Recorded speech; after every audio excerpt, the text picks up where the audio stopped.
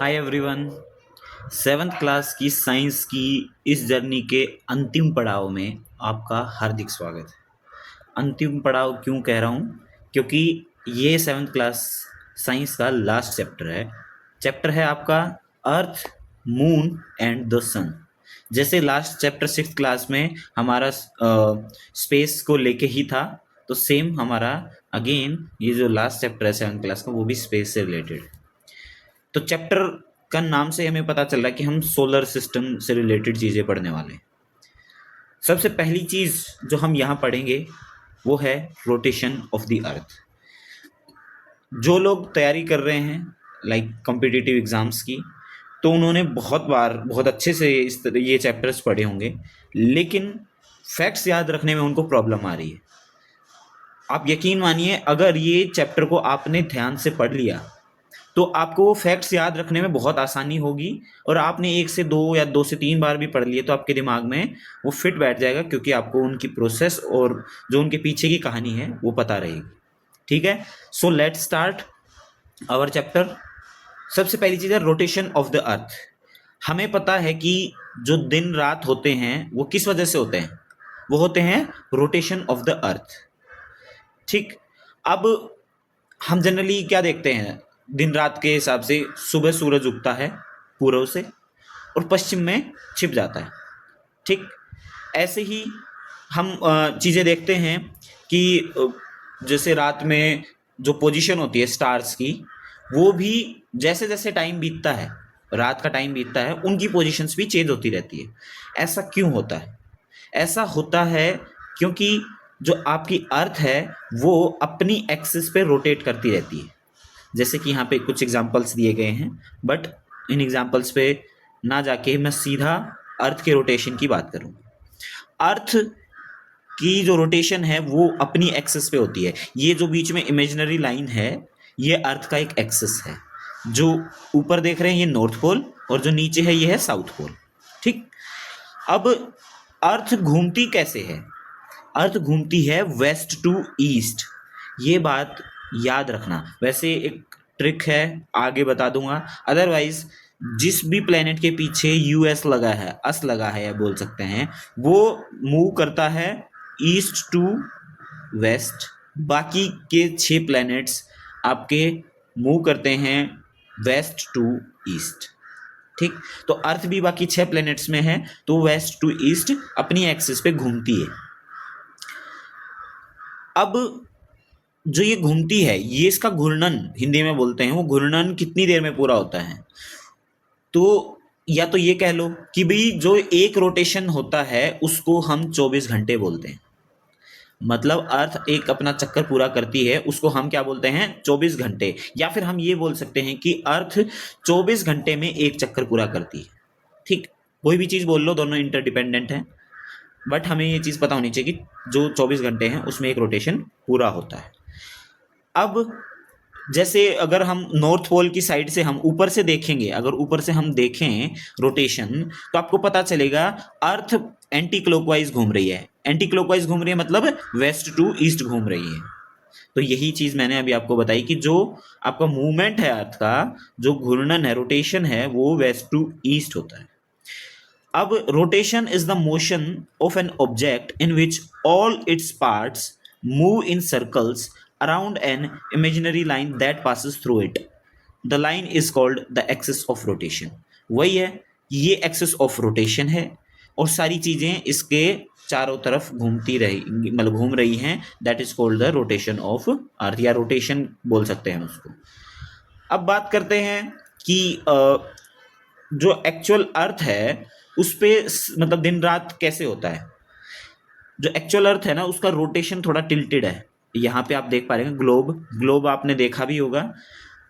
आप यहाँ देखेंगे बिल्कुल सीधी नहीं यार, जैसे अभी हमने यहाँ ऊपर दिखाई, ऐसी नहीं है। ये जस्ट बताने के लिए, डिपिक्ट करने के लिए कि रोटेशन ऐसे होता है, लेकिन एक्चुअल में जो हमारी अर्थ है वो ऐसे थोड़ी सी, अब मैं आपको बताऊं, एंगल तो आपको आगे जाके बताएंगे। सॉरी, ये यहाँ पे है। यहाँ से अगर ये लाइन खींचूं तो ये कहीं ना कहीं यहाँ पे एंगल बनाते हैं कुछ। ठीक है, जैसे वो शायद से 11 डिग्री के आसपास कुछ एंगल बनता है, मुझे जहाँ तक याद है, बाकी आगे की क्लासेस में हम अच्छे से देख लेंगे। तो वो थोड़ी सी टिल्ट है। अब वहाँ पर दिन रात कैसे होते हैं, तो एक एक्सपेरिमेंट की सहायता से यहाँ बताया गया है कि अर्थ घूमती रहेगी अपने एक्सिस पे, और ये सन है, फॉर एग्जांपल ये सन है, तो इसकी लाइट यहाँ पे कंटिन्यूअसली पड़ती रहेगी। जिस जिस पोर्शन को घूमते हुए जो जो पोर्शन इस लाइट में आता रहेगा वहाँ दिन होता रहेगा, और जो जो उस रोशनी में नहीं रहेगा वहाँ पे रात होती रहेगी। तो ऐसे आपके दिन रात हैं यहाँ पे एक्चुअली दिखाया गया है। ठीक है, तो ये जो एक्चुअल अर्थ का एक्सिस है रोटेशन का वो ये है, और आपकी सनरेज यहाँ से आएंगी और इस जिस एरिया में पड़ रही है वहाँ पे दिन, बाकी के अदर हाफ पे आपकी रात होगी।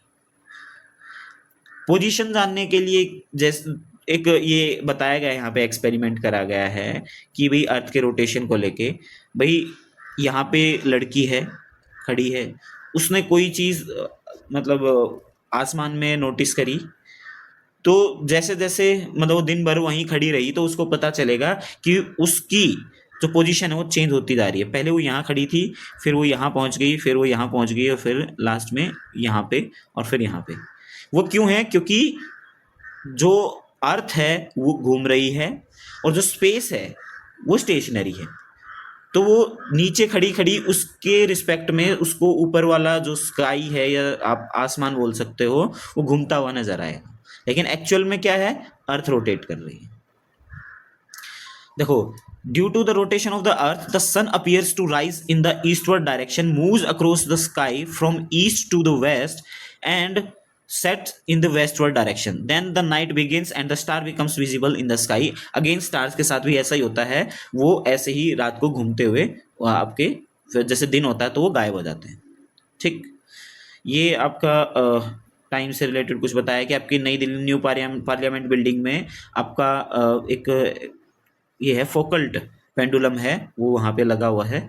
तो अगर आपसे कोई पूछे कि भी न्यू पार्लियामेंट बिल्डिंग में कौन सा पेंडुलम लगा है तो आप बता सकते हैं फोकल्ट पेंडुलम, 22 मीटर लंबा, ठीक है, वो उसके लेंथ है पेंडुलम का।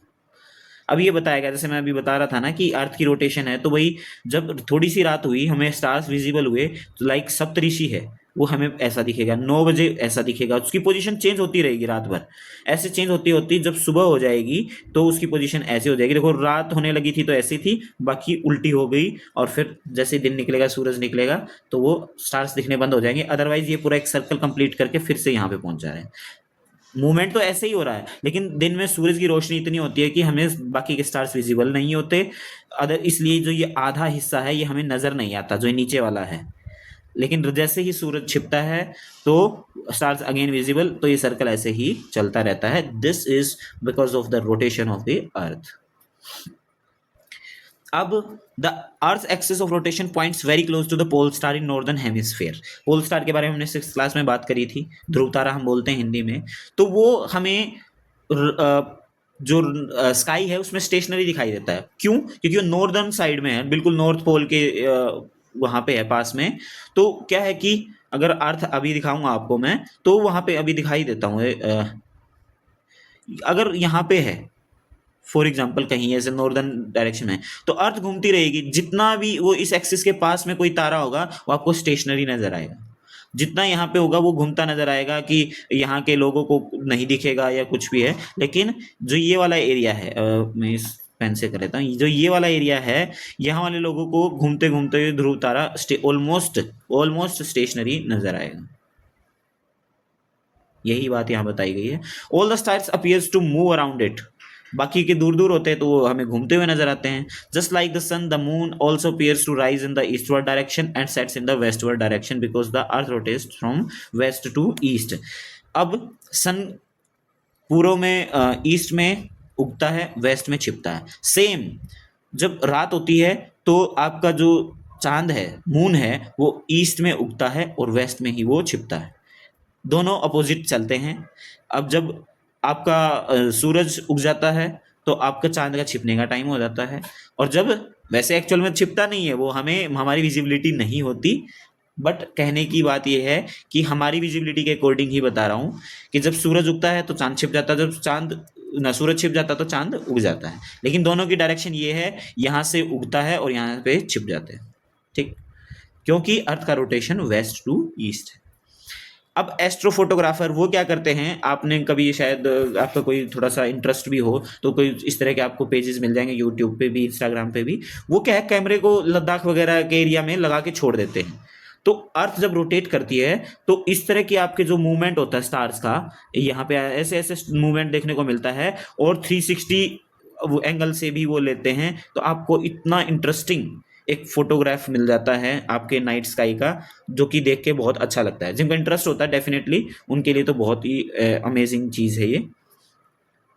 अब यहाँ पे बात हो रही है हमारे इंडियन एस्ट्रोनॉमर जो कि आर्यभट्ट हैं। आर्यभट्ट बहुत मतलब 5th सेंचुरी के आसपास थे। उन्होंने जीरो का भी आविष्कार किया, और उन्होंने ये रोटेशन के बारे में बताया। उनके इस श्लोक से पता चलता है, जो गोलापद में उन्होंने, आर्यभट्टिया कोई किताब है, आर्या भटिया, याद रखना, आर्या भट्ट ने लिखी थी, उसमें गोलापद है, 9th वर्ष में ये आपका लिखा गया है। उसमें बताया गया है कि जैसे बोट मूव करती है तो जो स्टेशनरी ऑब्जेक्ट है वो पीछे भागते हुए नजर आते हैं। ऐसे ही हम जो श्रीलंका में, या लंका का लिखा तो पीपल ऑफ लंका, वो उनको चीज़ें पीछे वेस्ट की तरफ जाती हुई नजर आती हैं।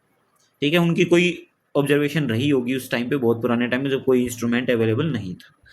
तो आर्यभट्ट ने अर्थ के रोटेशन का टाइम भी बताया। उन्होंने बताया कि 23 घंटे 56 मिनट और 4 सेकंड, जो कि मतलब टाइम ऐसे नहीं बताया था, उन्होंने अपनी कोई यूनिट्स में बताया था। तो अगर उसको मॉडर्न यूनिट्स में कन्वर्ट कर दिया जाए तो ये बिल्कुल ऑलमोस्ट बिल्कुल ठीक है, जो हम आज मान के चलते हैं, या माप के देखा हमने कि भाई इतना ही टाइम लगता है अर्थ को एक रोटेशन कंप्लीट करने में।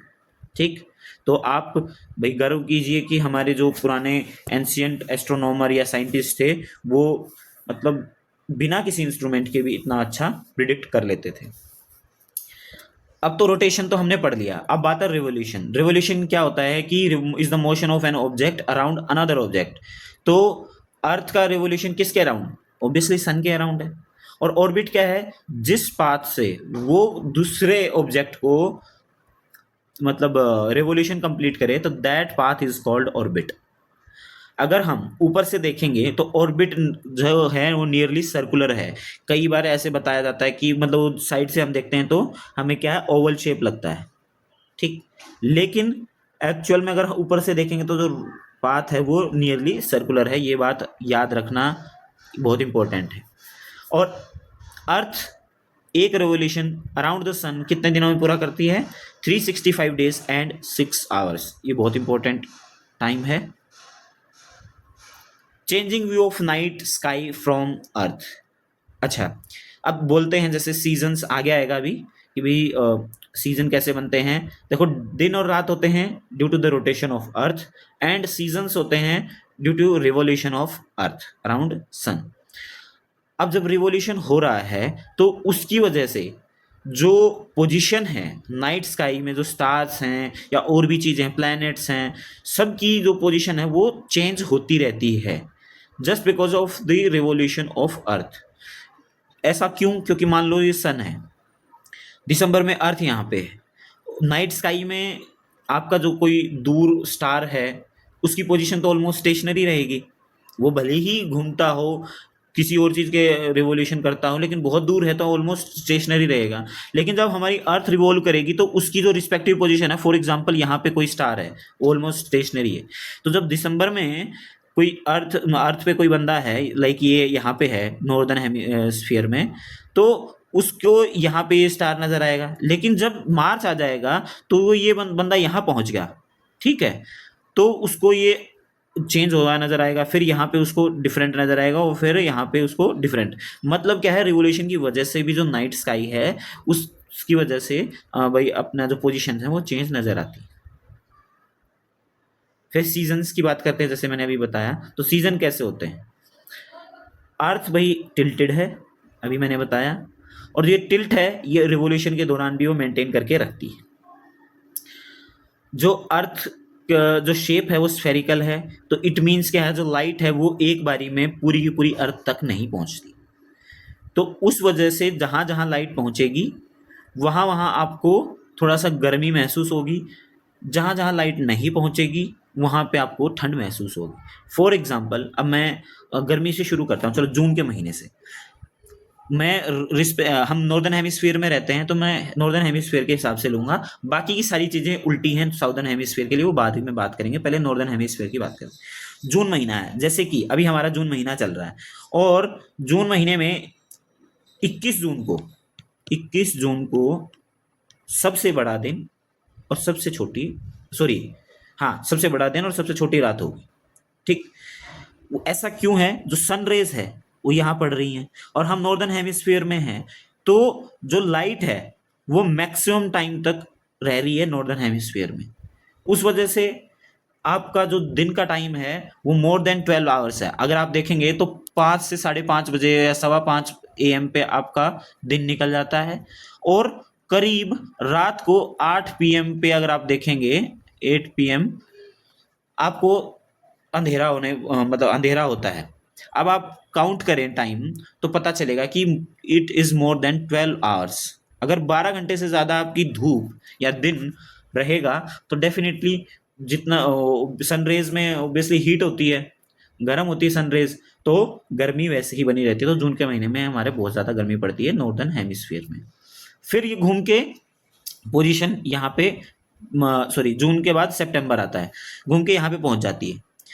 फिर जो नॉर्थ पोल है, नॉर्थ पोल की साइड आपको थोड़ा जो सनरेज हैं वो मिलेंगी, और हमारे जो गर्मी है थोड़ी थोड़ी कम होती रहेगी, क्योंकि अर्थ का रोटेशन भी साथ के साथ हो रहा है और लाइट भी कंटिन्यूअसली नहीं पड़ रही।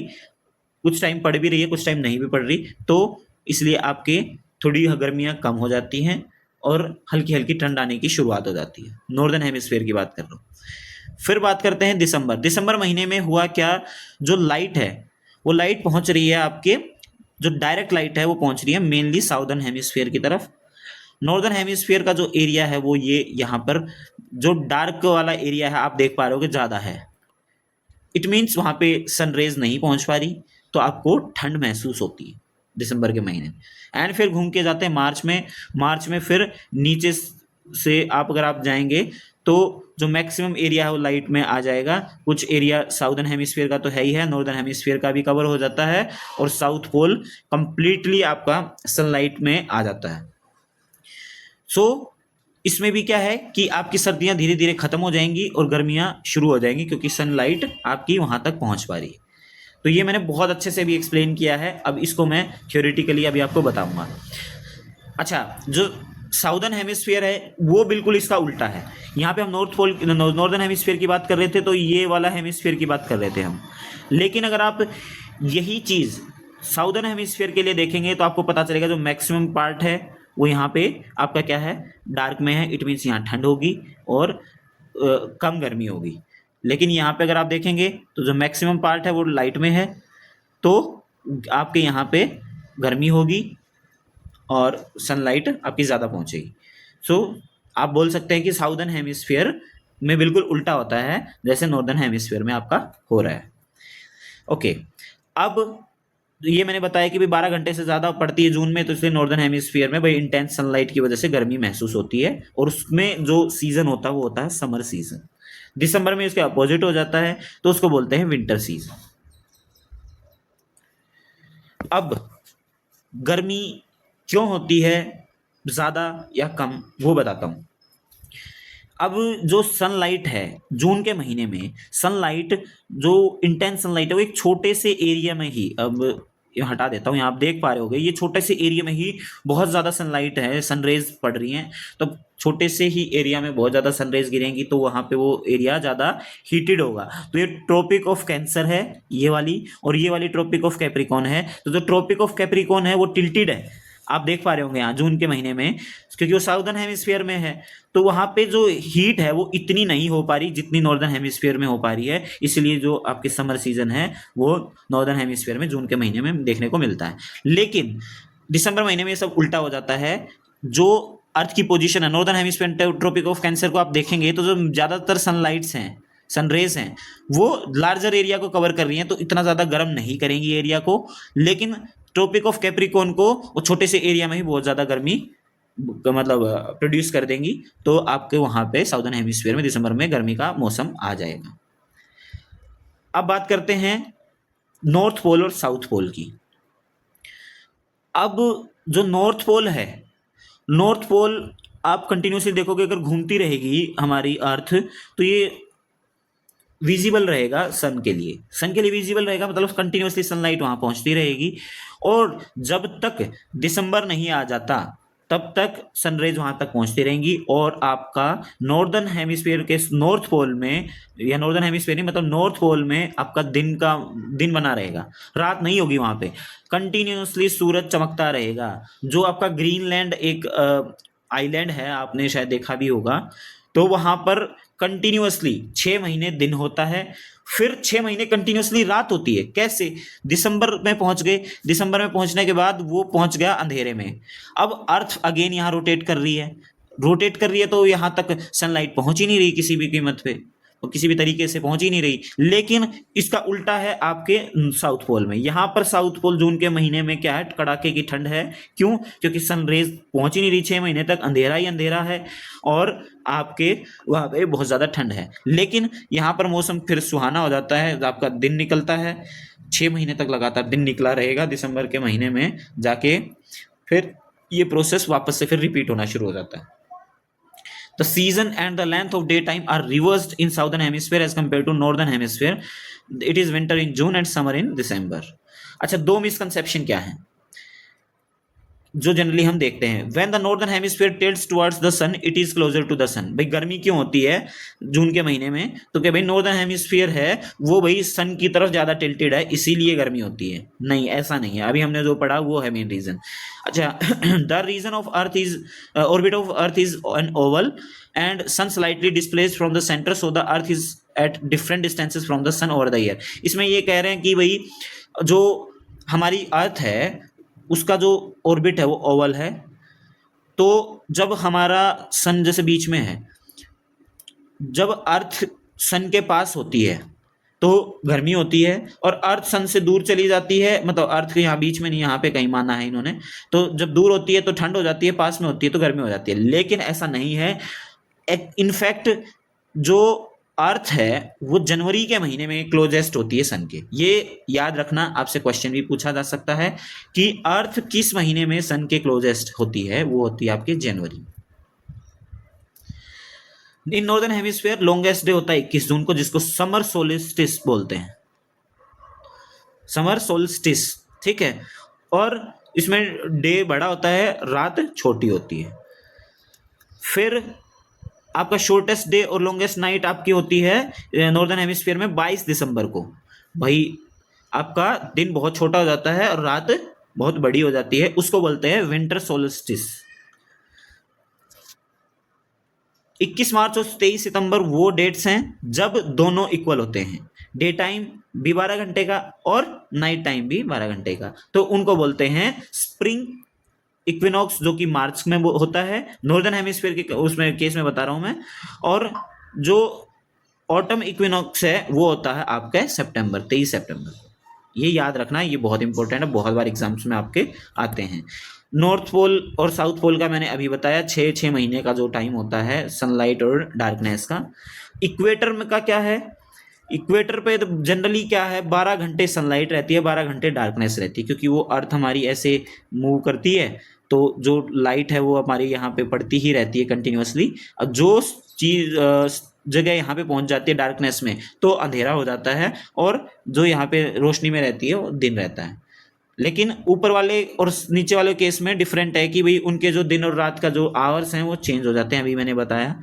तो जो हमारे साउदर्न स्टेट्स हैं इंडिया के, वो आपके इक्वेटर के पास में हैं, इसीलिए वहाँ पर ज़्यादातर डे और नाइट का जो टाइम है वो ऑलमोस्ट, मतलब नॉर्थ के कंपैरिजन में चेंज है। मतलब नॉर्थ में तो बहुत ज़्यादा डिफरेंस देखने को मिलेगा, गर्मियों में बहुत ज़्यादा लंबा दिन है और सर्दियों में बहुत छोटा दिन है। लेकिन साउथ में आपको थोड़ा सा कम ये सब देखने को मिलेगा, और इस वजह से आपके सीजन भी इतने ज़्यादा प्रोमिनेंट नहीं हैं, ठीक है। बाकी और फैक्टर्स भी हैं, ज्योग्राफिकल फीचर्स भी हैं, प्रोक्सिमिटी टू द ओशंस और सीज भी हैं, वो भी आपके सीजन्स के जो पैटर्न है उनको अफेक्ट करते हैं। लेकिन एक इम्पैक्ट करने वाली बात ये भी है कि यहाँ पे कंटिन्यूअसली आपकी सनरेज पड़ती रहती है और दिन रात ऑलमोस्ट इक्वल होते हैं, तो इस वजह से सीजन्स में ज़्यादा डिफरेंस देखने को नहीं मिलता।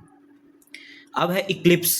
इक्लिप्स की बात करें तो भाई ग्रहण, जब कोई ऑब्जेक्ट बीच में आ जाए और उसकी छाया पड़े तो उसको इक्लिप्स बोलते हैं। Like solar Eclipse. Solar Eclipse क्या है? जब चांद सूरज और पृथ्वी के बीच में आ जाए और सूरज से आने वाली रोशनी को ऑब्स्ट्रक्ट कर ले तो उसको बोलते हैं सोलर इक्लिप्स। ठीक।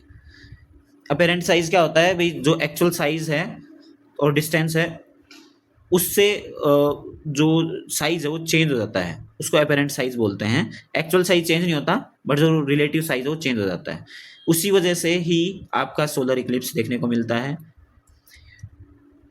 अब बताओ, मरकरी और वीनस भी अर्थ के और सन के बीच में हैं तो क्यों नहीं होता solar eclipse due to them? क्योंकि जो उनकी पोजीशन है वो कंपैरेटिवली बहुत दूर है। इस वजह से जो सन की जो छाया है, जो शेडो है, वो अर्थ पे नहीं बन पाती, तो इक्लिप्स नहीं हो पाता।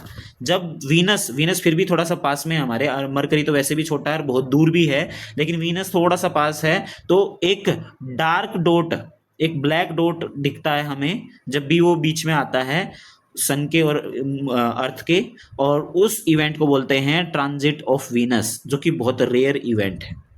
याद रख सकते हैं आप, जब भी एक ब्लैक डॉट बनता है due to Venus comes between earth and the sun, तो उसको बोलते हैं ट्रांजिट ऑफ वीनस, जो कि रेयर इवेंट है। अब बात करते हैं हम टोटल सोलर इक्लिप्स और पार्शियल सोलर इक्लिप्स के बारे में। ये सन है, ये मून है। मून हमारा नेचुरल सैटेलाइट है, ये घूमता रहता है चारों तरफ अर्थ के, और जब भी वो बीच में आता है ऐसी कोई पोजीशन बनती है कि यहाँ पे जैसे ब्लैक डॉट आपको देखने को मिल रहा है, तो इस एरिया में आपको फुल या complete solar Eclipse, total solar Eclipse देखने को मिलेगा, और जो बाकी का जो हल्का डार्क एरिया है यहाँ पर आपको पार्शियल सोलर इक्लिप्स देखने को मिलेगा। ठीक। अब आपको पता चल गया होगा कि क्यों होता है इक्लिप्स। अच्छा, ये टोटल सोलर इक्लिप्स ऐसा दिखता है। मैंने भी ऑलमोस्ट पूरा 100% शायद नहीं, लेकिन ऑलमोस्ट सोलर इक्लिप्स देखा हुआ है। ये तो बहुत बार देखा है, और जिस दिन एक इवेंट था जब मैंने देखा था तो ये डायमंड रिंग भी वैसा कुछ हल्का सा देख पाया। लोग देखते हैं तो डायरेक्टली सनग्लासेस, बाइनोकुलर्स या टेलीस्कोप से मत देखिए। आपके जो स्पेशलाइज्ड गियर्स हैं देखने के लिए, प्लीज़ उनका यूज़ कीजिए, अदरवाइज आपकी जो सनरेज हैं आइज को हार्म कर सकती है। ठीक। तो जैसे पहले मिसकंसेप्शन ये भी थे कि ड्यूरिंग इक्लिप्स ईटिंग, कुकिंग और गोइंग आउट ऑफ होम नहीं होना चाहिए, क्योंकि पहले लोगों को ये था कि भाई कोई ऐसी शक्ति है जो मतलब अर्थ पे सन को आने या सनरेज को आने से रोक रही है। तो वो कुछ एग्जैक्ट उनको रीज़न नहीं पता था, इसलिए वो ऐसा सुपरस्टिशन में बिलीव करते थे। बट अब ये चीज़ कम हो गई है, क्योंकि हम साइंटिफिकली जान चुके हैं कि ये एक सिंपली इवेंट है, और साइंटिफिकली हम उसके बारे में जान चुके हैं, तो कोई ऐसी प्रॉब्लम वाली बात नहीं है। एक सूर्य सिद्धांत है। सूर्य सिद्धांत में भाई ये सारी चीज़ें मेंशन करी हुई हैं, जो कि ग्रहण के बारे में, जो कि संस्कृत लैंग्वेज में या अदर लैंग्वेज में भी आपके लिखी हुई है। क्लासिकल संस्कृत पोइट्री है जिसमें ये सब मेंशन किया गया है। लूनर इक्लिप्स की बात करें तो जब आपके सन और मून के बीच में अर्थ आ जाए और अर्थ की जो परछाई है वो मून पे गिरे, वो होता है लूनर इक्लिप्स का एक इवेंट। ठीक। जब परछाई पूरी तरह से मून को ढक ले तो वो होता है कंप्लीट या टोटल लूनर इक्लिप्स, और जब वो धीरे धीरे ऐसे बाहर निकल जाए या निकलने लगे या कई बार ऐसे दिखता भी है तो उसको बोलते हैं पार्शियल लूनर इक्लिप्स, जो कि हम नेक्ड आई से देख सकते हैं, क्योंकि मून की कोई अपनी रेज नहीं होती, वो बस रिफ्लेक्ट करता है लाइट सन की, इसीलिए वो इतनी हार्मफुल नहीं होती। ठीक। कोडाई कनाल में आपकी एक ऑब्जर्वेटरी है, सोलर ऑब्जर्वेटरी, जो कि 1899 में इस्टेब्लिश करी गई थी। कोडाई कनाल कहाँ पे है? आपका कर्नाटक में है, और ये इंडियन इंस्टीट्यूट शायद कोडाई कनाल कभी तमिलनाडु में हो, तो एक बार कंफर्म कर लेना। बाकी Indian institute of astrophysics Bengaluru द्वारा ये स्थापित की गई है, और यहाँ पे बहुत सारी चीज़ें, बहुत 100 साल तक का डाटा वहाँ पे स्टोर्ड है। नो ए साइंटिस्ट में M.K. वेनु बप्पू है, वो father of modern Indian astronomy जाने जाते हैं। उन्होंने बहुत ज़्यादा एफर्ट्स लगाए हैं, जैसे कि टेलीस्कोप्स उन्होंने सेटअप किए हैं बहुत बड़े बड़े, मनोरा पीक नैनीताल में और कावलूर तमिलनाडु में। और जो कावलूर वाला है वो उनके नाम पे ही उसका नाम रखा गया है, और उन्होंने बहुत ही ज़्यादा इन चीज़ों के बारे में स्टडी करी है, तो हमें उन पे गर्व होना चाहिए। तो आज हमारी ये चीज़ें हैं ना, मैंने धीरे धीरे आपको समझाने की कोशिश करी है। मैं भाग भाग के भी समझा सकता था, लेकिन देखो फैक्ट्स आपको पता ही हैं सारे, जो भी हमारे कॉम्पिटिटिव एग्जाम्स की तैयारी कर रहे हैं फैक्ट्स आप बहुत बार पढ़ चुके हैं। लेकिन मैं चाहता था कि भाई आप उनकी प्रोसेस के बारे में जानें, एक्चुअल रीजंस के बारे में जानें, ताकि आप फैक्ट्स को कोरिलेट कर पाएँ, उनको माइंड में ज़्यादा दिन तक रिटेन कर पाएँ, और कोई भी लॉजिकल आपको आंसर देना पड़े कभी एग्जाम में आए तो आप उनके बेसिस पे दे सकें। और जो मेरे छोटे दोस्त हैं वो पढ़ रहे हैं, तो मुझे लगता है कि उनको उनके लिए अगर अंडरस्टैंडिंग बनी है तो वो ही मेरे लिए काफ़ी बड़ी बात है। तो ठीक है, अब हमारी जो नेक्स्ट बुक शुरू होगी, हम 8th क्लास की शुरू करेंगे, तो आप प्लीज़ मेरे साथ बने रहें और शेयर ज़रूर करें अपने दोस्तों के साथ, ये हमारी जर्नी में हमारा साथ बने रहें। ठीक है, आप कभी भी ये आज से 1 साल 2 साल बाद भी अगर देखेंगे तो आपको उतनी ही हेल्पफुल होगी। चलो बाय बाय, टेक केयर, जय हिंद।